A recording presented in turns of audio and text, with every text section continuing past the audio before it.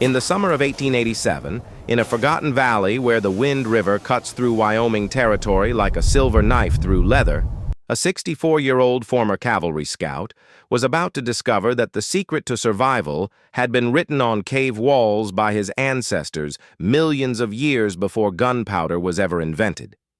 Samuel Hartwell had spent 20 years believing that a man's strength came from standing alone, that independence was the highest virtue, and that trusting others only led to betrayal and death.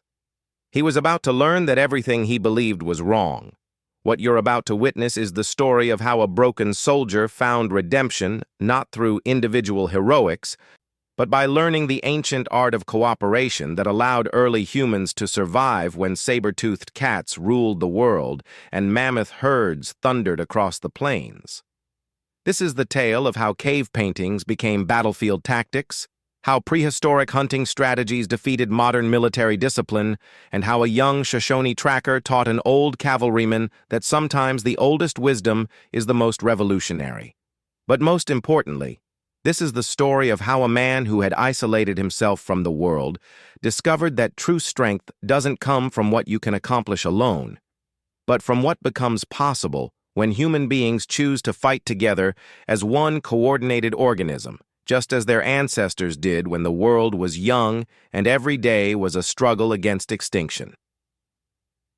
The morning sun cast long shadows across the Wind River Valley as Samuel Hartwell crouched behind a granite outcropping, his weathered hands gripping a Winchester rifle that had seen too many battles and buried too many friends. At 64, Sam carried himself with the careful precision of a man who had learned that survival was a daily negotiation with forces larger and more dangerous than any individual could master alone. His pale blue eyes, faded by decades of desert sun and mountain snow, swept the rocky terrain below, where his small hunting camp lay exposed like a target painted on the landscape. 6 mounted men moved through his belongings with the methodical efficiency of wolves who had cornered their prey and knew they had all the time in the world to savor the kill. The rustlers wore the hard look of men who had turned violence into a profession, their faces bearing the casual cruelty that came from years of taking what they wanted from people too weak or too isolated to fight back. Their leader, a thick-shouldered man with a black beard and eyes like chips of obsidian, held up Sam's spare ammunition with mock appreciation. "Well, boys," the leader called out, his voice carrying clearly in the thin mountain air, "looks like our hermit friend's got himself quite a collection here. Quality weapons, good supplies, probably enough money hidden somewhere to make this little detour worthwhile." Sam's jaw tightened as he watched them rifle through possessions that represented everything he owned in the world. The camping gear he had assembled over 20 years of solitary hunting, the tools that had kept him alive in country that killed careless men without ceremony, the few personal items that connected him to a past he had spent 2 decades trying to forget. But it wasn't the loss of his belongings that made his heart hammer against his ribs like a trapped bird. It was the realization that his lifelong strategy of avoiding human contact, of hunting alone and trusting no one, had finally failed him in the most decisive way possible. He was outnumbered 6-1, pinned down in terrain that offered no escape route, facing men who fought as a coordinated unit while he had nothing but his individual skills to rely on. 20 years of solitary hunting had made Sam Hartwell an expert in the art of invisible movement, of reading terrain and weather and animal behavior with the precision of a man whose life depended on understanding the natural world. He could track a deer through country that would confound most men, could find water in desert that appeared lifeless, could survive winters that killed experienced mountaineers. But all of those skills, impressive as they were, had been developed for dealing with individual challenges. One man against one environment, one hunter pursuing one prey animal, one survivor navigating one crisis at a time. The situation unfolding below him required something he had deliberately avoided learning: how to coordinate with other human beings in a life-or-death situation. The rustlers moved with the fluid precision of a pack that had learned to hunt together. each man knowing his role in a larger strategy that maximized their collective effectiveness. While two searched his camp, two others positioned themselves to cover possible escape routes, and the remaining two maintained overwatch from elevated positions that commanded the entire area. Sam recognized military tactics when he saw them, understood that these men had been trained to fight as a unit rather than as individuals. Their coordination was seamless, efficient, deadly in its implications for anyone foolish enough to face them alone. His mind raced through possible strategies, each one ending in failure or death. A frontal assault would be suicide against such overwhelming odds. Attempting to sneak away would leave him exposed in open ground, where their superior numbers would allow them to run him down like a rabbit. Even his legendary marksmanship would only allow him to take down one or two before the others overwhelmed his position. For the first time in 20 years, Samuel Hartwell was forced to confront the fundamental flaw in his philosophy of isolation. No matter how skilled an individual became, there were situations that required cooperation to survive. Movement in his peripheral vision caught Sam's attention, and he turned to see something that changed the entire equation of his survival. 50 yards to his left, hidden behind a cluster of boulders that formed a natural fortress, a young man lay wounded and motionless against the stone. The stranger appeared to be Native American, probably Shoshone based on his clothing and the beadwork visible on his leather shirt. He looked to be no more than 19 or 20, with the lean build of someone who had spent his life moving through wild country. Blood darkened his shirt where a bullet had found its mark, and his breathing came in the shallow gasps of someone fighting to remain conscious. But it was what the young man clutched in his hands that made Sam's breath catch in his throat. Even from this distance, he could see that the stranger held what appeared to be pieces of birch bark covered with intricate drawings, symbols and figures that seemed to tell some kind of story in images rather than words. The wounded stranger's eyes met Sam's across the rocky terrain, and in that moment, both men understood that they were trapped by the same predators, facing the same impossible odds, linked by circumstance into a partnership neither had chosen but both desperately needed. The young man raised his hand slightly, pointing toward the rustlers below, then gestured to the bark drawings in his other hand. His message was clear. He had information that might help them survive, knowledge that could turn the tide against their common enemies. Sam found himself facing a choice that went against every instinct he had developed over 20 years of deliberate isolation. He could maintain his solitary approach, try to save himself through individual cunning and skill, and almost certainly die in the attempt. Or he could risk everything by trusting a wounded stranger who claimed to possess some kind of ancient knowledge that might give them both a chance. The sound of the rustler leader's voice cut through his internal debate like a knife through silence. "Spread out, boys," the black-bearded leader commanded, his voice carrying the authority of someone accustomed to instant obedience. "Old Sam's around here somewhere, probably watching us rifle through his gear like a coyote watching wolves eat his kill. Time to flush him out." The 6 rustlers began moving with the methodical precision of men who had done this before, who understood that cornering a desperate man required patience and systematic execution. They formed a loose line and began advancing up the slope, checking every possible hiding place with the thoroughness of hunters who knew their prey had nowhere left to run.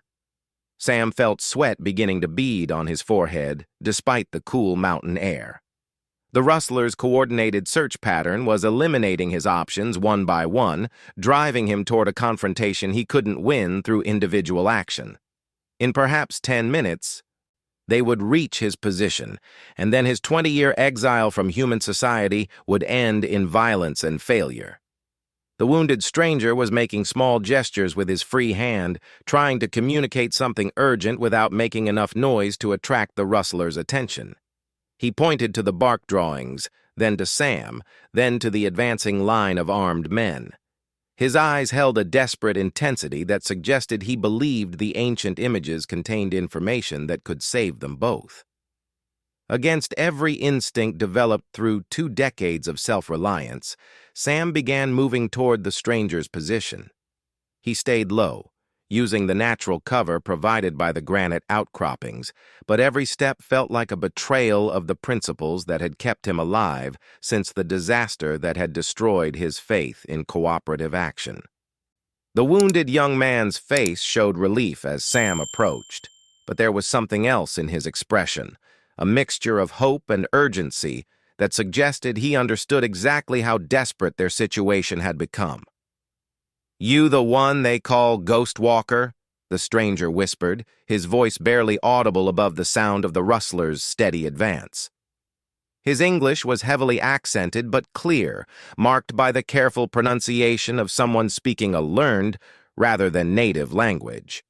Sam nodded once, surprised that his reputation had spread even to the Shoshone communities. The name was one he had acquired through years of solitary hunting, moving through the wilderness like a specter that left no trace of its passage. The young man's name was Joseph Running Bear, though he told Sam to call him Joe. Despite his wound and the immediate threat closing in around them, Joe's dark eyes burned with an intensity that spoke of knowledge passed down through generations, of secrets preserved in memory and image when writing systems were unknown. "My grandfather was keeper of the old ways," Joe whispered, his voice tight with pain but steady with purpose. "Before he died, he showed me these." He held up the birch bark drawings with reverent care, treating them like sacred objects that contained the accumulated wisdom of his ancestors. The images were unlike anything Sam had ever seen, primitive but sophisticated, crude in execution but complex in their implications. They showed human figures working together in coordinated patterns, surrounding massive animals that could only be prehistoric creatures. Mammoths and giant bison, saber-toothed cats and dire wolves, all depicted in scenes that illustrated how early humans had survived in a world where they were physically outmatched by nearly every other predator. "Your people forgot," Joe said, his voice carrying both sadness and hope. "But my grandfather remembered. These show how humans learned to hunt together when they were weak and small and everything else was bigger and stronger." The drawings depicted hunting strategies that Sam recognized as military tactics, flanking maneuvers, coordinated attacks, diversionary actions that split the attention of large prey animals and allowed smaller, weaker humans to bring down creatures that could kill them with a single blow. But these images were ancient, created by people who had lived when the world was young and every day was a struggle against extinction. "They work against men, too," Joe said, reading the understanding in Sam's eyes. "My grandfather used these methods against cavalry units during the wars, said that white soldiers fight like they're machines, all in lines, all following orders. But these ways are older, more like how wolves hunt, how they coordinate without words." The sound of rustlers' voices was getting closer, and Sam could hear individual conversations as the searchline continued its methodical advance. In perhaps 5 minutes they would be discovered, and all the ancient wisdom in the world wouldn't matter if they couldn't find a way to apply it before bullets started flying.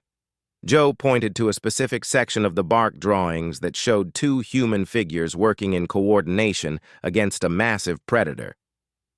One figure was creating a distraction, while the other moved to attack from an unexpected angle. The primitive artist had captured the essence of the strategy with remarkable clarity, coordinated misdirection that turned the predator's strength against itself. "This one," Joe whispered, his finger tracing the ancient lines. "We make noise there, move there. They look wrong way while we go different direction." Sam studied the image with the intensity of a man whose life depended on understanding its implications. The strategy was simple in concept, but required precise timing and absolute trust between the participants. One person had to deliberately expose themselves to danger in order to create the distraction that would allow the other to succeed. Everything in Sam's nature rebelled against the idea.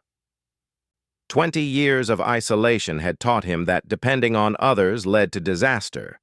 that the only person he could truly rely on was himself. But the alternative was remaining trapped while 6 armed men systematically eliminated every hiding place until they found him. "You can move?" Sam asked, noting the blood that continued to seep through Joe's shirt.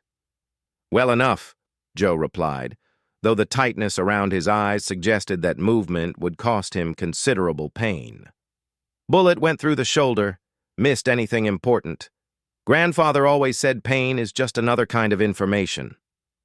The rustlers were close enough now that Sam could make out individual voices, could hear them discussing the best way to search the rocky terrain where their quarry might be hiding. The leader's voice carried clearly across the stone landscape, directing his men with the casual efficiency of someone who had done this many times before. "Take your time, boys. Old Hermit's got nowhere to go, and we got all day to dig him out. Check every crack, every shadow. He's up there somewhere, probably scared as a rabbit in a hawk's shadow." Sam felt something stirring in his chest that he hadn't experienced in 20 years. Not quite hope, but the possibility of hope. The ancient drawings suggested that human beings had faced impossible odds before and survived through cooperation, through strategies that turned weakness into strength by combining individual efforts into something greater than the sum of its parts. The moment of choice arrived with the sound of boots on stone, close enough that Sam could distinguish the individual footsteps of the approaching rustlers. In perhaps 60 seconds, they would be discovered, and any possibility of coordinated action would disappear in the chaos of gunfire and desperation. Joe met Sam's eyes with a look that conveyed both determination and understanding of what they were about to attempt. This was not simply a tactical maneuver, but a leap of faith, a decision to trust another person's judgment and coordination in a situation where failure meant death for both of them. "On my signal," Joe whispered, positioning himself to move despite his wound. "I go left, make noise, draw their attention, you go right, get behind them while they focus on me." The plan was suicide for Joe, deliberately exposing himself to 6 armed men while wounded and unable to move quickly. But it was also the only strategy that might allow Sam to get into position for a flanking attack that could turn the tide in their favor. Sam found himself nodding agreement, committing to a course of action that violated every principle he had lived by for 2 decades. He was trusting a wounded stranger, betting his life on ancient hunting strategies depicted in primitive drawings, abandoning the self-reliance that had been his shield against the dangers of human cooperation. "Wait," Sam said, reaching into his pack and pulling out a small mirror he used for signaling. "Take this. If you can get sunlight reflected into their eyes, it'll blind them for a few seconds when I make my move." Joe's face showed surprise and something that might have been gratitude. Sam was not just cooperating, but actively contributing to their strategy, adding his own knowledge and resources to their combined effort. The wounded young man tucked the mirror into his belt and checked the load in his rifle. His movements were careful but determined, those of someone who understood that courage was not the absence of fear, but the willingness to act despite it. The rustlers' voices were getting clearer, individual words distinguishable in the crisp mountain air. Joe exploded into motion with a war cry that echoed off the stone walls like thunder, his voice carrying the primal fury of ancestors who had faced saber-toothed cats and dire wolves with nothing but stone weapons and desperate courage. He moved left, firing his rifle and shouting in Shoshone, deliberately making himself the most obvious target possible. The effect was immediate and dramatic. All 6 rustlers spun toward the source of the commotion, their weapons swinging to focus on the wounded young man who had appeared like a phantom from the rocks. For a crucial few seconds, they were completely focused on the threat they could see, forgetting the possibility of attack from any other direction. Sam moved right with the fluid grace of a man who had spent 20 years learning to navigate wild country without making sound or leaving trace. But now his individual skills were coordinated with another person's actions, amplified by the strategic thinking that Joe's ancient drawings had revealed. The rustlers were bunched together, their formation tight as they concentrated their firepower on Joe's position. It was exactly the kind of tactical error that the cave paintings had warned against, allowing the prey to dictate the terms of engagement, responding to distraction instead of maintaining situational awareness. Joe used Sam's mirror to flash sunlight directly into the eyes of the nearest rustlers, momentarily blinding them just as Sam had suggested. The ancient technique of coordinated misdirection was working exactly as it had when early humans faced creatures far more dangerous than six-armed men. Sam reached a position behind and above the rustlers, his rifle trained on their leader. From this angle, he could take down 3 of them before they realized they were caught in a coordinated attack. But more importantly, he could demonstrate that their superior numbers meant nothing when they failed to account for the possibility of coordinated opposition. The black-bearded leader was shouting orders, trying to restore discipline to his men, but his voice carried a note of confusion that suggested he had never faced this kind of tactical situation before. His criminal organization was built on intimidating isolated individuals, not dealing with coordinated resistance. "Drop your weapons!" Sam's voice cut through the chaos like a blade, carrying the authority of someone who had commanded men in situations where hesitation meant death. "You're surrounded and outflanked. Make this easy on yourselves." The rustlers spun toward the sound of his voice, finally understanding that they had been caught in a coordinated trap. But their tight formation, which had made them effective when attacking isolated targets, now worked against them. They were bunched together, unable to maneuver effectively, caught between 2 coordinated opponents who had used ancient hunting strategies to turn the tables. Joe continued his suppressing fire from the left flank, keeping the rustlers pinned down while Sam held the high ground with clear shots at all of them.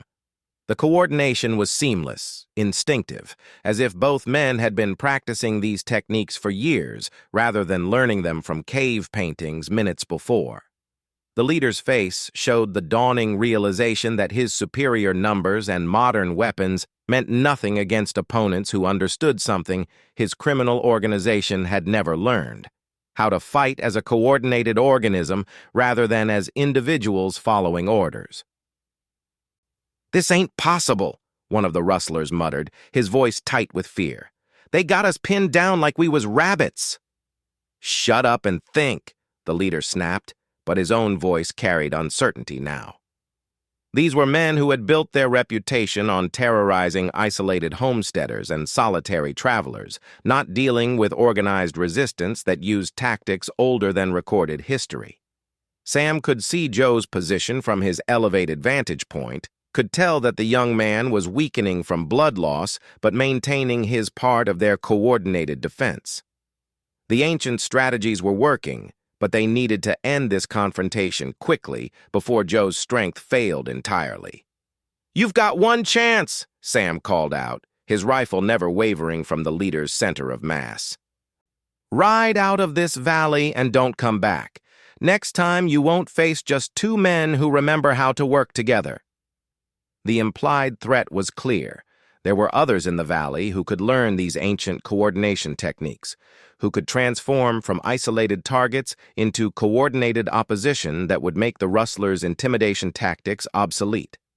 The standoff lasted perhaps 30 seconds, though it felt like hours to every man involved.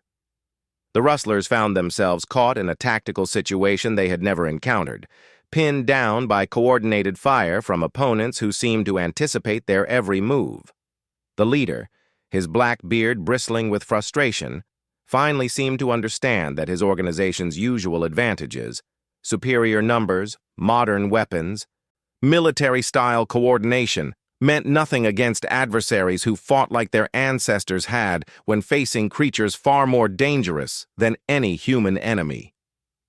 "Johnson, Martinez, collect the weapons and mount up," he ordered, his voice tight with the humiliation of retreat. "We're pulling out." "But boss," one of the rustlers began. "Now," the leader snapped, "before these 2 ghosts decide they don't want to let us leave alive." The withdrawal was conducted with the same military precision that had marked their advance, but now it carried the bitter taste of defeat. The rustlers moved in good order, keeping their weapons lowered but ready, clearly understanding that they were being allowed to leave rather than forced to retreat. As they prepared to mount their horses, the leader looked up toward Sam's position with an expression that mixed respect with warning. "This ain't over, Ghost Walker. We'll be back, and next time we'll know what we're dealing with." But even as he made the threat, his voice carried uncertainty. The ancient tactics that Joe had shared from his grandfather's cave paintings had introduced a new element into their criminal equation, the possibility that isolated targets might not be as helpless as they appeared. Joe emerged from his hiding place, moving carefully but steadily despite his wound. The coordination that had saved them both was still evident in the way they maintained their positions until the rustlers were completely out of range, still covering each other's movements with the instinctive teamwork they had learned from images created by ancestors who lived when the world was young. Sam found himself looking at the young Shoshone tracker with new eyes, seeing not just the individual who had shared ancient knowledge, but a partner who had proven himself in the crucible of life-and-death cooperation. As the dust settled from the rustlers' retreat, Sam made his way down to where Joe sat against a boulder, pressing a makeshift bandage against his shoulder wound. The young man's face was pale from blood loss, but his eyes held the satisfaction of someone who had seen ancient wisdom prove itself against modern threats. "That actually worked," Sam said, the wonder evident in his voice. For 20 years, he had believed that depending on others was a form of weakness, a dangerous illusion that led to disaster and death. But the coordination they had just achieved suggested something far more powerful than individual action. Joe smiled despite his pain. "Grandfather always said these methods worked because they turn human weakness into strength. One person alone can be defeated, but two people thinking and moving together become something much more dangerous." Sam examined the cave paintings more carefully now, seeing details he had missed in the urgency of their immediate crisis. The images showed not just hunting techniques, but sophisticated understanding of group dynamics, of how individual strengths could be combined and coordinated to overcome challenges that would defeat any single person. "How old are these drawings?" Sam asked, running his fingers over the intricate symbols that depicted scenes of cooperation stretching back through time.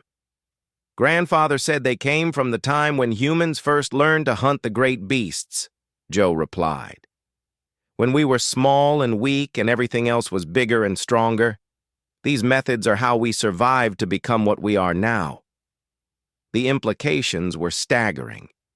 These were not simply military tactics or hunting strategies, but fundamental principles of human cooperation that had allowed the species to survive and thrive in a hostile world. The ancient artists who had created these images understood something that modern civilization seemed to have forgotten, that individual strength was limited, but coordinated effort could accomplish the impossible. Sam found himself thinking about his years of isolation, about all the challenges he had faced alone that might have been easier with a partner who understood these principles of coordination.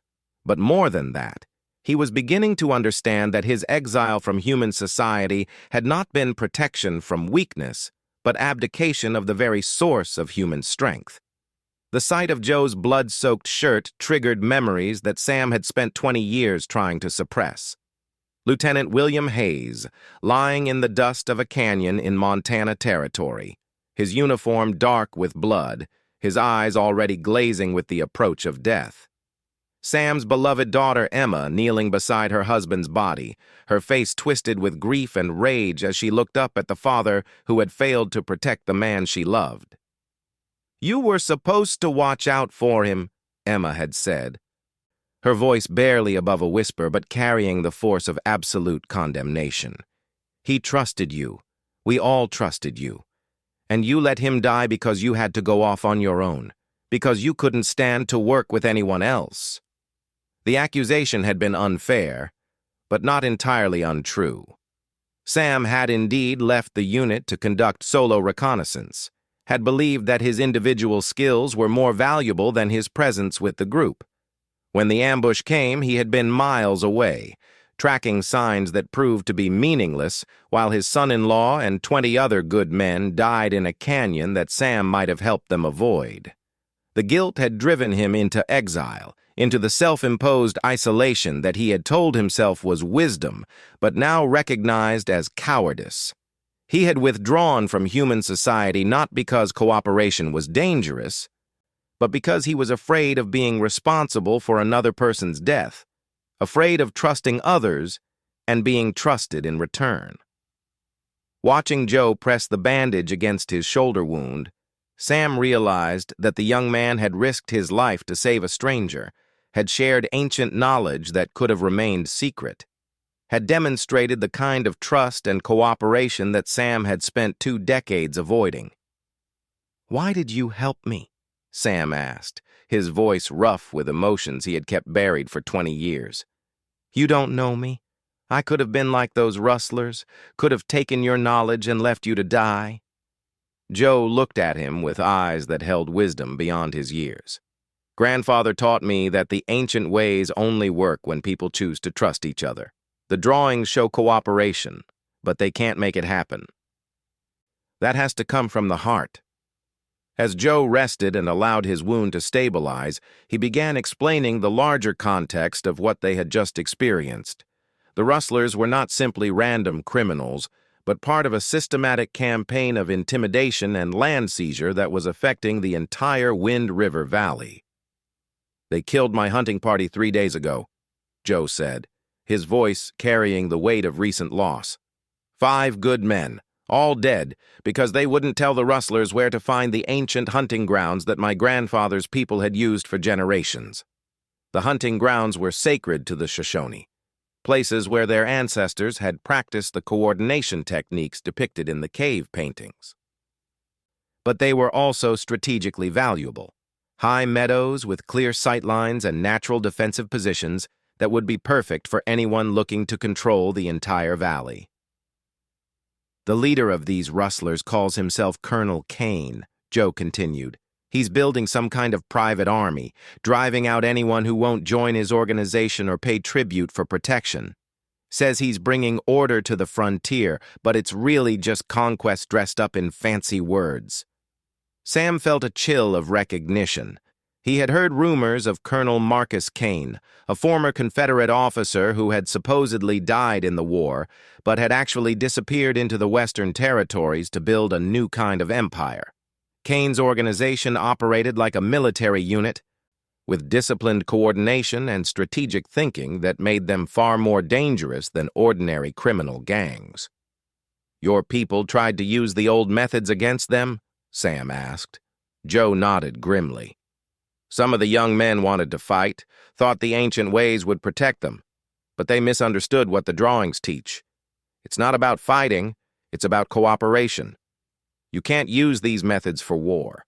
They only work when people choose to work together for mutual protection."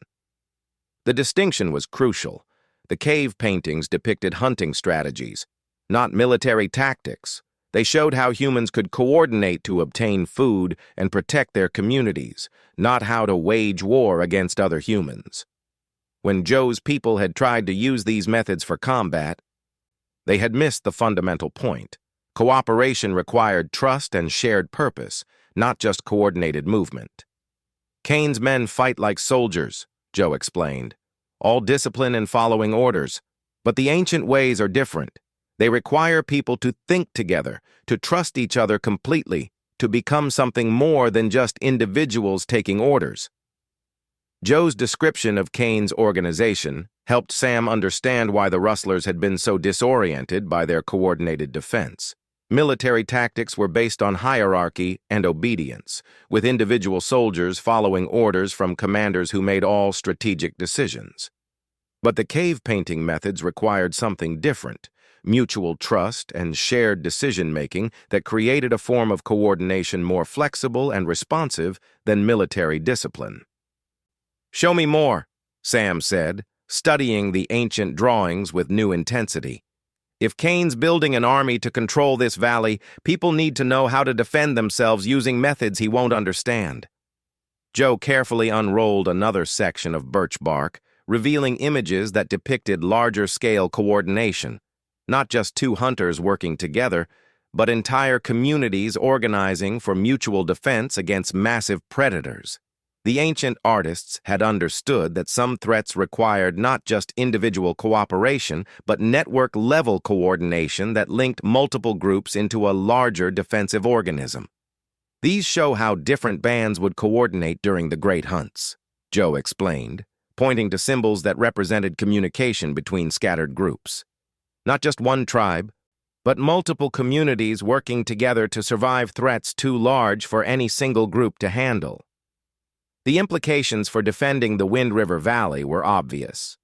Individual homesteaders and small ranchers could not stand against Cain's organized forces, but if they learned to coordinate using the ancient methods, they might become something far more formidable than the sum of their individual capabilities. The drawings show how information moves between groups, Joe continued, tracing lines that connected different human figures across the primitive landscape. How signals are passed, how decisions are made when the groups are too far apart to talk directly. It's like making one large organism out of many smaller ones. Sam found himself thinking about the scattered settlements throughout the valley, isolated homesteads and small ranches whose inhabitants barely knew each other, let alone trusted each other enough for the kind of coordination the cave paintings depicted. But if they could learn these ancient methods, if they could overcome their individual isolation and form the networks necessary for mutual defense. How long would it take to teach this to people who have never worked together before? Sam asked. Joe considered the question carefully. Grandfather said the coordination comes naturally once people understand that they're stronger together than apart. But it requires practice, and most of all, it requires trust. As the sun began its descent toward the western peaks, Sam found himself contemplating a responsibility he had never sought and wasn't sure he was qualified to accept. Joe's wounds needed proper medical attention, which meant traveling to one of the valley settlements where a doctor might be available. But more than that, the knowledge contained in the cave paintings needed to be shared before Cain's forces returned in greater numbers. The irony was not lost on him. For 20 years, he had avoided human contact, had lived as a hermit specifically to escape the burden of being responsible for other people's welfare. Now he was being asked to take on leadership of a community defense effort that would require precisely the kind of trust and cooperation he had spent 2 decades avoiding. "I don't know if I'm the right person for this," Sam admitted, his voice carrying the weight of old failures and self-doubt.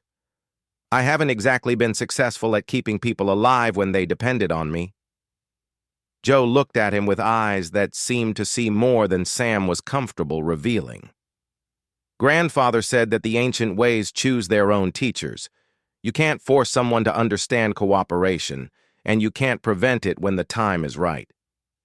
"What's that supposed to mean?" "It means you saved my life today by choosing to trust someone you didn't know," Joe replied. "And I saved yours by sharing knowledge that my people have kept secret for generations. If we can do that, maybe others can learn it too." The logic was simple but profound. The coordination they had achieved against the rustlers had not been the result of extensive training or natural talent, but of mutual trust and shared commitment to survival. If 2 strangers could learn to work together under pressure, perhaps an entire community could learn the same principles given time and proper teaching. Sam looked out across the valley where isolated homesteads sent thin columns of smoke into the evening air, each one representing a family or individual who believed they had to face the world's dangers alone. Cain's organization understood the power of coordination and was using it to prey on people who had forgotten that humans were naturally cooperative creatures. "The cave paintings," Sam said slowly, "they're not just hunting instructions. They're a reminder of what humans are capable of when they remember how to work together." Joe smiled despite his pain. Now you're beginning to understand what grandfather tried to teach me." The journey to the nearest settlement took them through country that Sam had traveled alone dozens of times, but now he found himself seeing it with different eyes. Instead of noting only the resources and hazards that would affect a solitary traveler, he began thinking about how multiple people might coordinate their movement through this terrain, how information could be passed between groups, how the landscape itself could become part of a defensive network. Joe's condition was stable but worrying. The young man had lost considerable blood, and his face showed the pallor of someone whose body was struggling to maintain basic functions. But his mind remained sharp, and he continued to explain the finer points of the coordination techniques as they traveled. "The key is that everyone has to understand their role in the larger pattern," Joe said, his voice steady despite his weakness. "It's not like being a soldier where you just follow orders. Everyone has to think for themselves while staying connected to the group purpose." They reached the settlement of Clearwater just as the last light was fading from the western sky.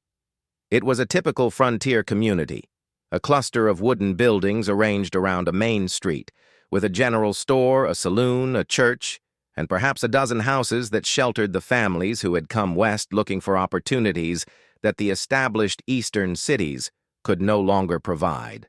The settlement's doctor, a middle-aged man named Peterson, who had come west after losing his practice to alcohol and bad investments, agreed to treat Joe's wound despite the late hour. As he worked to clean and stitch the bullet hole, Sam found himself studying the handful of local residents who had gathered to see what brought strangers to their community after dark.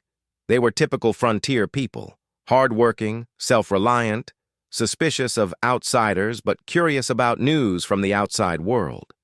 Many of them bore the marks of recent hardship, and Sam could see in their faces the stress of people who were trying to build something permanent in a place that seemed determined to tear down whatever humans attempted to construct. "You folks heard about the troubles up valley?" Sam asked, testing their awareness of Kane's activities. The response was immediate and telling. Faces darkened, conversations stopped, and several people exchanged glances that spoke of shared fear and helplessness. Martha Stevens, the wife of the local blacksmith, spoke for the group with the authority of someone who had become an unofficial community leader through force of personality and practical wisdom.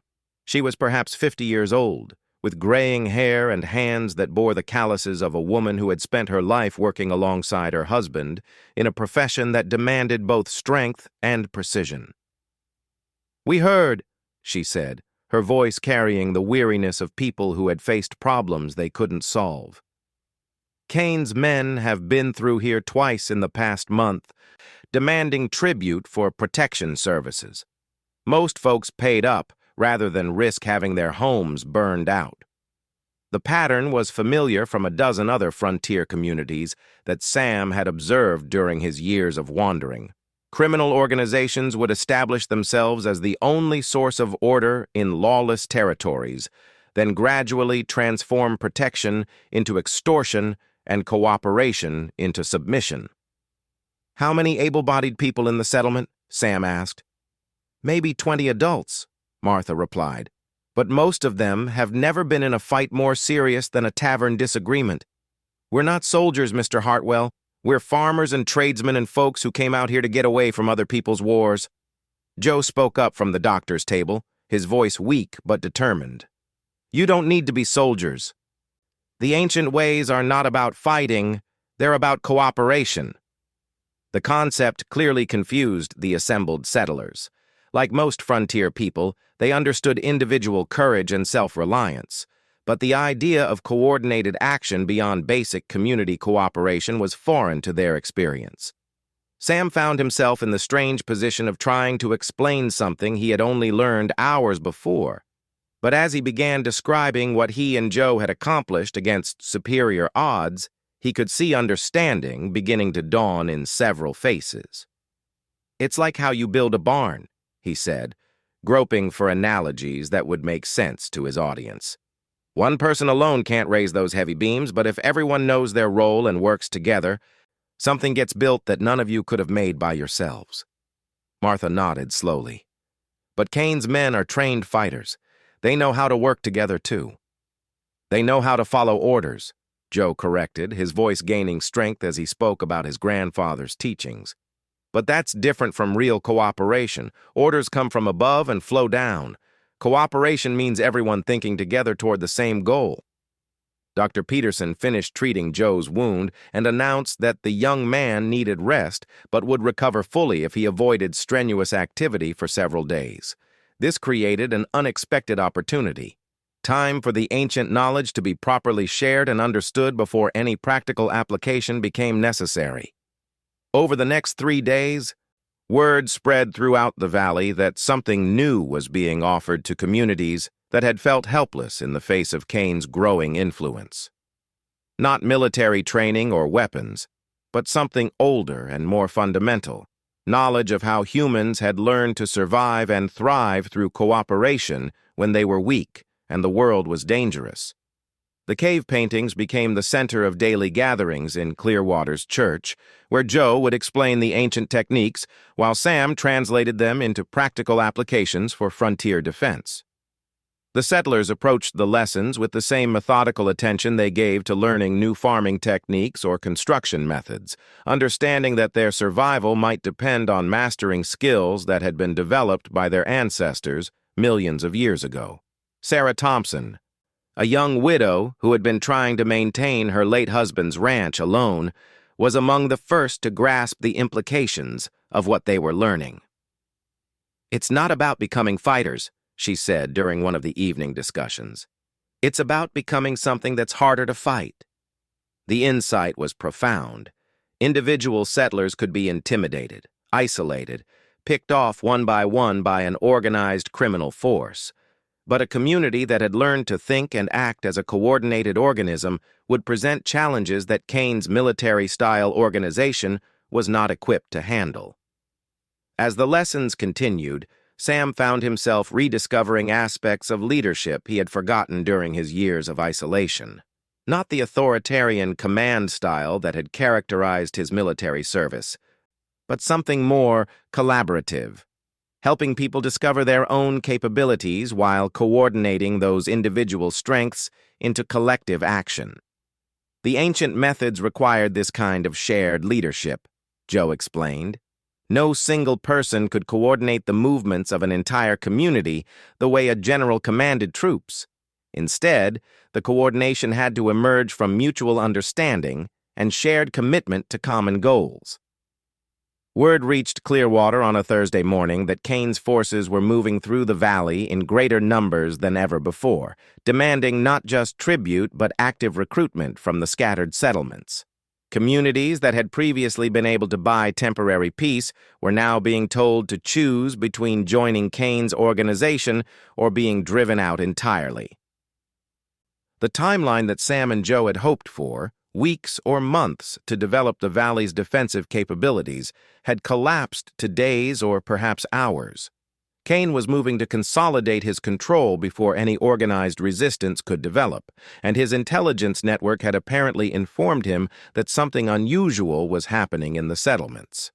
The settlers of Clearwater faced the choice that Sam and Joe had confronted 3 days earlier: attempt to defend themselves using newly learned techniques they barely understood, or surrender to superior force and hope for mercy from men who had shown little inclination toward mercy in the past. Martha Stevens called a community meeting for that evening, and Sam found himself standing before 23 adults who were looking to him for guidance he wasn't sure he was qualified to provide. These were good people who had come west seeking opportunity and freedom, not war and violence, but circumstances had forced them into a situation where their only choices were resistance or submission. "I can't tell you what to do," Sam began, his voice carrying across the small church where the community had gathered. "But I can tell you what I've learned. 3 days ago, I thought strength meant standing alone, fighting alone, trusting no one but myself. A wounded boy with some old drawings taught me I was wrong." He gestured toward Joe, who sat in the front pew with his arm in a sling, but his eyes bright with determination. "These methods we've been practicing, they're not just military tactics. They're a way of thinking about what humans are capable of when they remember that they're stronger together than apart.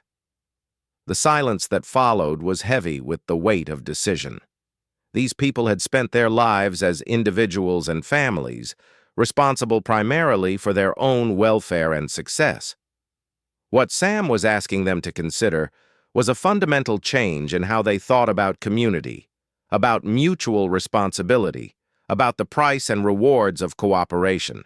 Young Tom Bradley, barely 18 and trying to maintain his family's farm after his father's death, spoke first. What if we fail? What if these ancient ways don't work against modern weapons and trained fighters? Then we fail together, Sam replied, instead of being picked off one by one while we're alone and afraid. The vote, when it came, was unanimous. 23 settlers chose to trust in ancient wisdom and each other rather than submit to Kane's demands for surrender and recruitment. But the real test would come with dawn, when Kane's forces arrived expecting compliance and found instead a community that had chosen resistance. Sam spent the night moving between the various defensive positions that the settlers had established using principles derived from the cave paintings. Not fixed fortifications that could be overwhelmed by superior force, but flexible coordination points that would allow the community to respond as a unified organism to whatever threats emerged. The ancient techniques had been adapted for frontier warfare, but the underlying principles remained unchanged.